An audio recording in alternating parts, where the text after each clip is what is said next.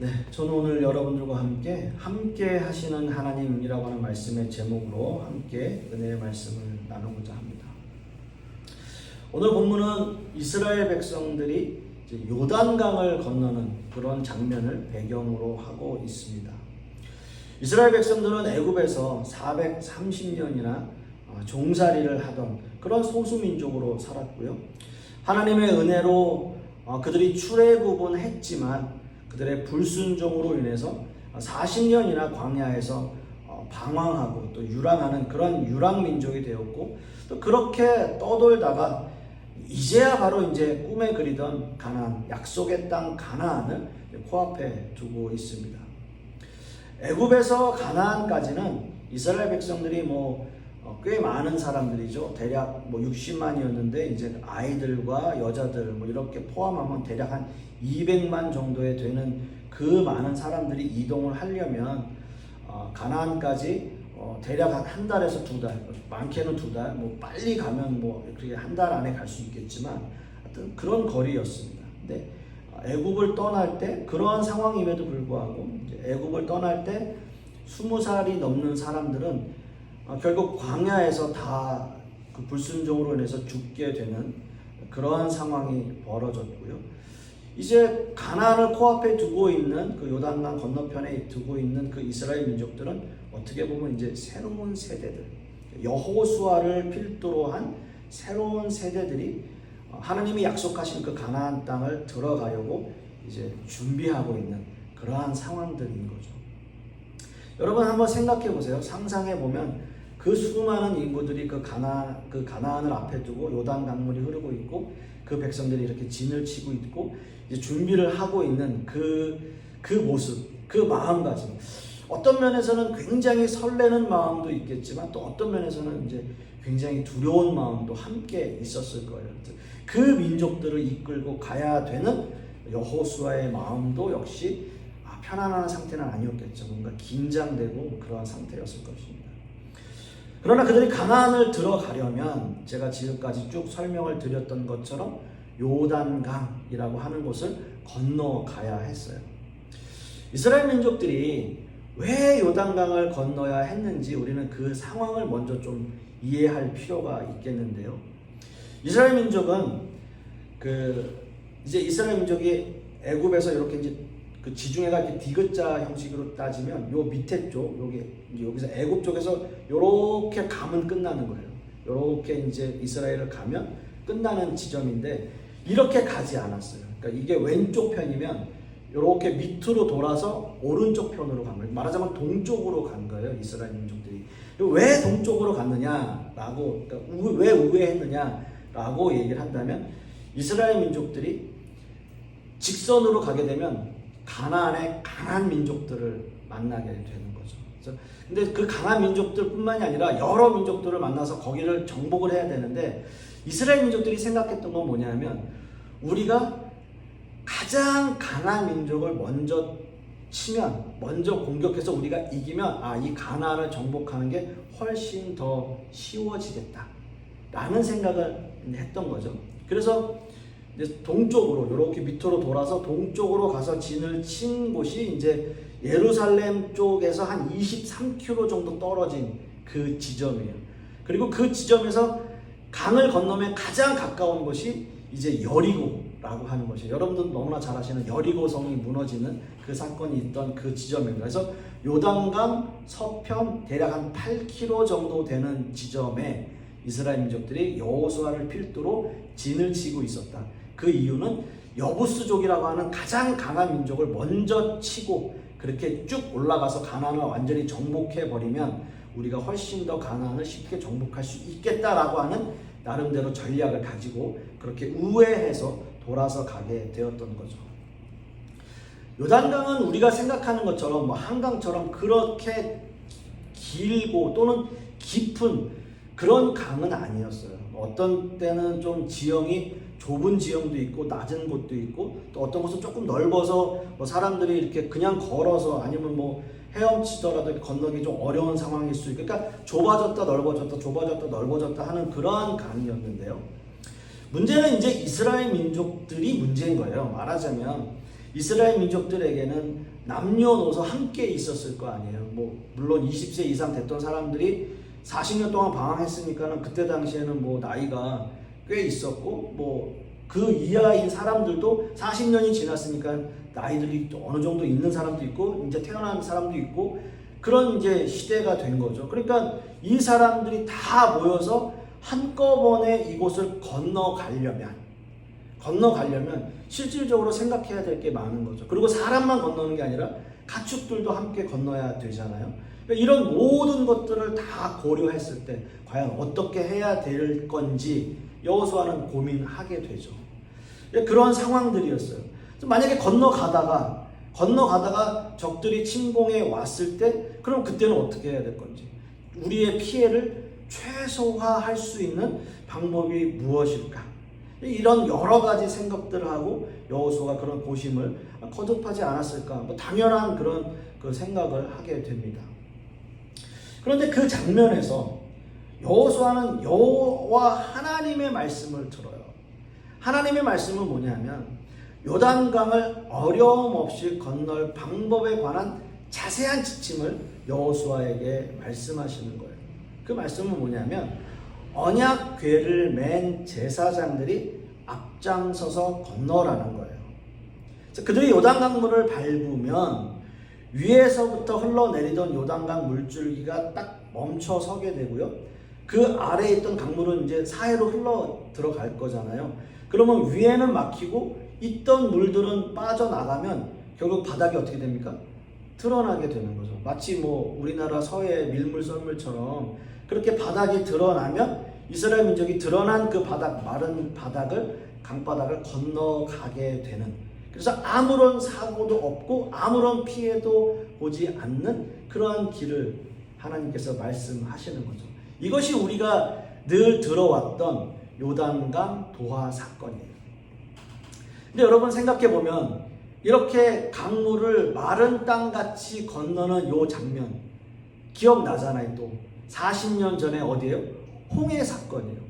홍해 사건하고 맥을 같이 하고 있어요. 홍해 이야기는 우리가 출애굽기 14장에 나오는 이야기예요. 이스라엘 백성들 그 상황들, 애굽을 떠나서 나왔던 이스라엘 민족들이 홍해가 앞을 가로막고 있어요. 백성들이 난리가 났죠. 우리가 죽을 데가 없어서 여기서 우리를 죽게 만드느냐, 우리가 그냥 거기 있었으면 좋았을 텐데 지금 모세 너 뭐 하는 거냐 라고 얘기했을 때 그 모세가 하나님 앞에 시킨 게 뭡니까? 자기 지팡이 그냥 드는 거예요. 그래서 홍해가 갈라졌고요. 그 갈라진 홍해를 건너는 이스라엘 백성들은 다 마른 땅같이 건너게 됐고 그들을 쫓아왔던 애굽의 기마병들은 다 수장되는 그러한 사건이 있었어요. 그게 40년 전에 있었던 사건이고요. 오늘 말씀은 그 40년 전에 있었던 사건과 맥을 비슷하게 하는 요단강 도하 사건이 이스라엘 백성들에게 또 일어나고 있습니다. 사랑하는 성도 여러분, 우리는 이 두 사건이 어떤 연관성을 가지고 있는지, 또는 이 사건이 과연 그럼 이 사건은 어떤 자연적인 현상인가? 아니면 하나님께서 말씀하신 그런 어떤 초월적인 사건이 이 사건 속에서 일어난 것인가? 라고 하는 것에 대해서 명확하게 답을 해줄 수 있는 사람은 아무도 없어요. 우리는 그냥 성경에 나와 있는 그대로 보고 듣고 믿는 거예요. 그런데 우리에게 있어서의 최선, 우리가 이 말씀을 보면서 이 말씀 속에서 말하고자 하는 그 핵심적인 메시지를 듣는 게 너무나 중요하죠. 이것이 어떤 기적의 사건인지, 어떤 초월적인 사건인지, 아니면 어떤 자연적인 어떤 현상으로 인해서 이스라엘 백성들이 그렇게 구원을 받았는지 그건 모르겠지만, 이 말씀을 통해서 40년 전에 있었던 그 홍해를 건너는 이스라엘 백성들이 40년 후에 또다시 요단강 도하를 통해서 그 말씀을 통해서, 그 기록된 말씀을 통해서 우리에게 전하는 메시지는 과연 무엇인지 우리는 알아야 될 필요가 있는 거죠. 여러분 보십시오. 언약궤를 짊어진 제사장들이 요단강에 발을 디디자 요단강 물이 멈췄다는 오늘의 이 본문 이야기의 핵심은 뭐냐라고 하는 거예요. 근데 여러분, 우리가 이 말씀을, 여러분들도 아마 교회를 좀 다니신 분들은 여러 번 들으셨을 거예요. 홍해가 갈라지는 사건도 여러 번 들으셨을 것이고, 또 요단강 도하 사건도 여러분 모르지 않는 사건이에요. 다 기적같이 이스라엘 민족들이 그 강물을 건너는 사건입니다. 그래서 그 핵심적인 사건에 보면 요단강을 이겼기 때문에 하나님께서 그 모습을, 그 동작을 보시고 기적을 베풀어 주셨다. 홍해도 마찬가지죠. 모세가 지팡이를 들었기 때문에 그랬다. 여러 가지의 이야기들이 있습니다. 또 오늘 본문 7절 말씀을 보시면 이렇게 기록하고 있어요. 여호와께서 여호수아에게 이르시되 내가 오늘부터 시작하여 너를 온 이스라엘 목전에서 크게 하여 내가 모세와 함께 있었던 것 같이 너와 함께 있는 것을 그들이 알게 하리라 라는 말씀을 하십니다. 모세에게 홍해 사건이 일어났다면 여호수아에게는 요단강 사건이 일어났습니다. 이런 초자연적인 기적적인 이야기는 그 기적, 그 초자연적인 현상을 목적으로 하지 않아요. 그것이 목적이 아니에요. 하나님이 너와 함께 있는 것, 하나님이 너와 함께 있는 것, 여호수아에게 말씀하시는 하나님의 말씀은 내가 너와 함께 있는 것, 그거 알게 하려는 거예요. 그거를 알게 하는 것이 목적이었다라고 여호와 하나님께서 말씀하고 있어요. 여러분, 고대 이스라엘 백성들이 표적을 구하는 이유, 기적을 구하는 이유는요, 그 표적 자체에 호기심이 많아서라기보다는 하나님이 이스라엘 백성과 함께 하신다는 그 사실을 확인하고 그 사실을 주변 종족들에게, 주변 백성들에게 알리기 위한 것이었어요. 그게 이유예요. 백성들에게 알리는 거예요. 하나님이 우리와 함께 하시지 않냐? 이거 봐라. 이게 일반적으로 일어날 수 있는 일인가? 하나님께서 하시니까 이 모든 것들로 인해서 다 알게 하기 위한 것. 그 모습이라는 거죠. 여러분, 오늘의 이 이야기도 마찬가지입니다. 홍해가 갈라지거나 요단강이 멈추는 사건처럼 기적으로 보이는 일들은 우리의 삶에서 어떤 의미에서는 그렇게 결정적으로 중요한 게 아니라 사람들이 어떤 기적을 경험했다고 해서 또는 그것을 봤다고 해서 그것이 자기 삶에 완전한 변화를 일으키는 건 아니에요. 오히려 이런 문제는 이스라엘 백성들의 역사에서 확인해 볼 수 있어요. 성경이 말하는 이스라엘 역사는 표적과 기적이 그치지 않았어요. 표적과 기적이 그치지 않았어요. 그런데 그것으로 그들의 신앙이 깊어지지 않았어요. 여러분 보세요. 홍해를 건너는 사건, 엄청난 일입니다. 하나님의 초월적 능력입니다. 하나님의 기적입니다. 그 이스라엘 백성들이 누구 한 사람 다치지 않고 그 홍해를 건넜을 때 그 미리암이나 이런 모든 사람들이, 이스라엘 백성들이 하나님을 찬양하면서 막 노래를 불렀던 것이 성경에 기록으로 남아있어요. 그렇게 찬양했어요. 그런데요, 불과 며칠 지나지 않아서 불평을 쏟아내요. 우리가 먹을 게 없다. 마실 물이 없다. 백성들이 그러는 거예요. 모세에게 우리에게 물을 달라.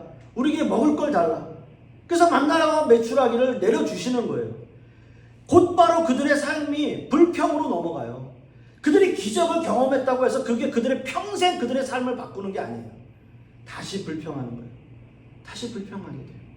그 기적이 그들의 삶에 그렇게 크게 적용하지 않았다는 거예요. 요단강을 건너서 가나안 땅으로 처음 대결한 여리고로 그 모든 전투에서 승리한 그 모든 이스라엘 백성들이 와, 이제 우리는 끝났다. 우리는 가나안 이제 다 완전 정복할 수 있어. 이제 모든 게 다 끝났어. 그러면서 하나님을 찬양하고 막 난리가 나요. 이스라엘 백성들이. 여리고성 무너지고 막 기적처럼 그 성벽이 그냥 그거 돌았다고 해서 무너지잖아요. 7일 동안에. 무너져 버리잖아요. 한순간에. 그 성이. 난리가 나잖아요. 이스라엘 백성들이. 그런데요, 이스라엘 백성들이 가나안에 정착하면서 가나안 토속신앙 바알을 숭배해요. 우상을 섬겨요. 하나님을 섬기는 게 아니라 우상을 섬기게 돼요. 그리고 모든 이방 민족을 쫓아내지도 못하고 죽이지도 못해요. 그게 이스라엘이었어요. 하나님은 기적을 아무리 많이 경험하고 하나님의 기적을 너무나 많이 본 백성인데 그들의 신앙은 올바로 서 있지 못했다는 거예요. 오늘 본문을 읽는 우리는, 이 요단강 도하의 설교를 듣는 우리는 하나님이 함께 하신다는 그 사실을 어떻게 경험할 수 있을까요? 여호수아에게 하나님께서 말씀하신 사실이 바로 그거잖아요. 다른 거 다 필요 없잖아요. 제사장들이 발을 디뎠든 안 디뎠든, 이스라엘 백성들이 그 강을, 요단강을 뭐 잘 건넜든 안 건넜든 그게 중요한 게 아니라 여호수아에게 하신 말씀은 내가 너와 함께 하고 있다는 거잖아요. 이스라엘 백성들에게도 내가 너희들과 함께 있지 않냐, 그거잖아요. 그걸 믿지 못하고 있다고요. 우리도 마찬가지예요. 우리는 여전히 요단강 물이 갈라지기만을 원하는 그 기적에 관심을 둬요. 어떻게 하면 갈라졌을까? 모세가 지팡이를 들어서 그럼 나도 뭔가 실행해야 되나? 나도 뭔가를 해봐야 되나? 제사장들이 그 언약궤를 들고 그 요단강 물을 한 발 디뎠으니까, 아, 그 한 발 디딘 게 그렇게 중요한가? 그게 하나님께서 믿음을 보시는 건가? 여러 가지 생각을 하잖아요. 이스라엘 백성들이 그런 초자연적인 기적을 요구하는 거, 그 이유는요, 그것 말고는 하나님을 실질적으로 경험하고 인식하고 하나님을 느낄 수 있는 방법이 없기 때문이에요. 이스라엘 백성들은 그렇게 생각하는 거예요. 그래서 자꾸 예수님에게도 기적과 표적을 보여주세요 라고 계속 압박하는 거예요. 그거니까요. 그게 그들이 가지고 있었던 신앙이고 믿음이니까요. 그리고 그 모습은 불행하게도 그게 바로 우리의 현실일 수 있다는 거죠. 하나님이 함께 하신다는 그 사실이 하나님을 믿는 가장 믿음의 방법이고요. 그래서 우리의 삶이 어떤 방향으로 풀리든지 간에 하나님께서 우리와 함께 하신다는 그 사실, 그것을 우리가 믿고 의지하는 거죠. 여러분, 기독교인들이 가장 힘들고 어려워하는 게 기독교인의 인생에서 잘 뭔가 풀리지 않는 상황이 될 때, 뭐 그런 것을 얘기할 때는요, 타 종교도 마찬가지예요. 어떤 다른 종교도 다 사랑을 강조하고 자비를 강조하고 또 사랑과 평화에 대해서 다 얘기해요. 기독교인들만 그런 걸 얘기하는 게 아니라 다른 종교들도 그렇게 얘기하고요. 어떤 면에서는 그런 타 종교들이 오히려 기독교인들보다 더 사랑을 베풀고 자비를 베푸는 그런 모습들이 많아요. 우리가 한 가지 말할 수 있는 것은, 우리 기독교인들은, 우리 크리스찬들은 한 가지 말할 수 있는 것은 하나님이 우리와 함께 하신다는 그 사실을 확인하는 거예요. 그게 우리에게 있어서는 가장 큰 믿음과 신앙입니다. 그래서 여호수아는 그 여호와의 말씀을 들은 이후에 9절 말씀에서 이렇게 얘기합니다.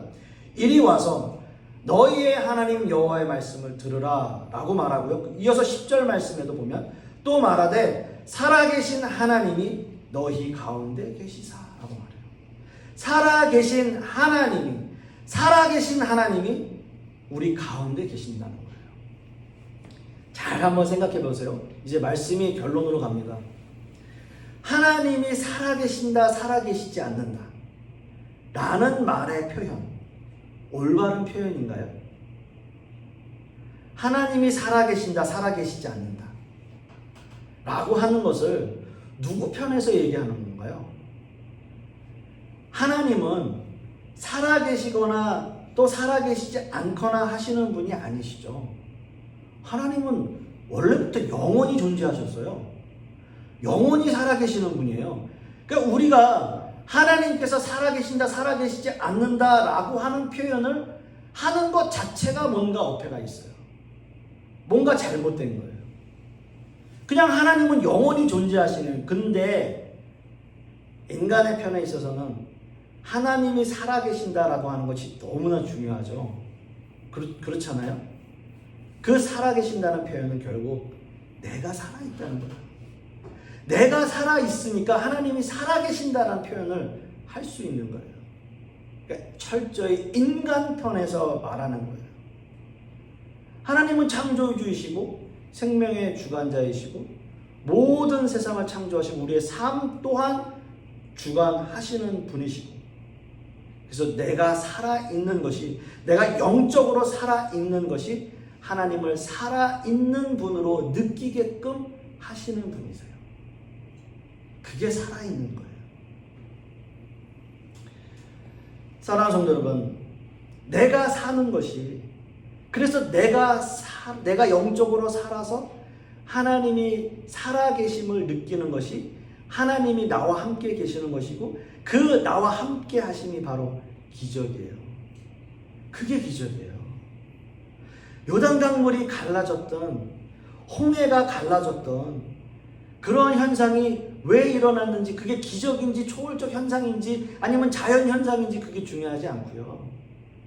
그 당시에 그 시대에 살아계셔서 또 살아있는, 그 영적으로 살아있는 그 백성들과 함께 하셨던 그 하나님이 지금 이 시간에도 나와 함께 하시고, 내가 살아있음을 느끼게 하시고, 내가 살아있음으로 하나님이 나와 함께 하시고 나와 함께 살아계시는 그 하나님을 느끼게 하시는 것이 내 삶의 기적이라는 거예요. 여러분, 그런 삶을 사실 수 있는 저와 여러분이 되시기를 바라겠습니다. 여러분, 이 두 기적의 사건에서 하나님이 말씀하시는 결론은요, 하나님이 살아계셔서 나와 함께 하신다는 거예요. 그 하나님이 이번 한 주간도 여러분들의 삶을 주관하시고 인도하시는 하나님이 되실 줄 믿습니다. 기도하겠습니다. 아버지 하나님, 오늘 살아계신 하나님을 우리가 고백하고 또 그 하나님께서 나와 함께 하심을 믿습니다. 내 삶의 여러 가지 상황들 속에서 하나님만을 의지할 수밖에 없고, 그 말씀을 의지하며 또 그 믿음 가운데로 나아갈 수밖에 없는 존재임을 다시 한번 고백합니다. 그래서 내가 기도하고 또 주님 앞에 부르짖는 그 모든 기도의 제목들이 주님 앞에 온전히 상달되어지고, 나와 함께 하시는 그 하나님이 모든 것을 주관하시고 인도하심을 믿고 따르고 의지할 때에 우리의 마음이 평안하여지고, 또 온전한 길로, 또 올바른 길로 인도하시는 하나님을 믿고 의지하는 이번 한 주간 될 수 있도록 역사하여 주시옵소서. 이 모든 말씀 우리 주 예수 그리스도의 이름으로 기도하옵고, 이제는 우리 주 예수 그리스도의 은혜와 아버지 하나님의 극진하신 사랑과 또 성령님의 내주 교통하심, 오늘 말씀을 통해서 여호수아와 함께했던 그 하나님, 또 모세와 함께했던 그 여호와 하나님이 지금 이 시간에도 나와 함께 하시는 하나님이심을 믿고 따르고 의지하는 우리 하나님의 백성들 머리 위에, 그 자녀들 위에, 그 사업과 직장 위에, 그리고 풍요로운 교회 위에 이제로부터 영원토록 함께 있을지어다. 아멘.